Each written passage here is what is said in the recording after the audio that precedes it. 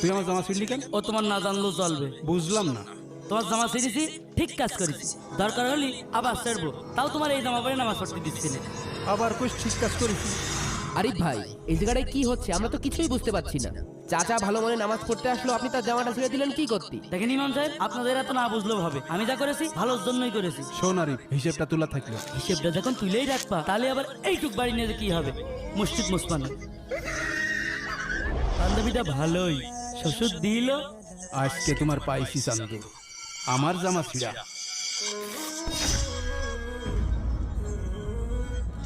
এখন দেখ কেমন লাগে। এই বান্ধবীর দাম কত জানিস? আমার শ্বশুর দিয়েছে। তুই আমার এই জামাটাও ছিঁড়লি। তোর জামা ভর্তি ওরে তুই আবার আমার জামা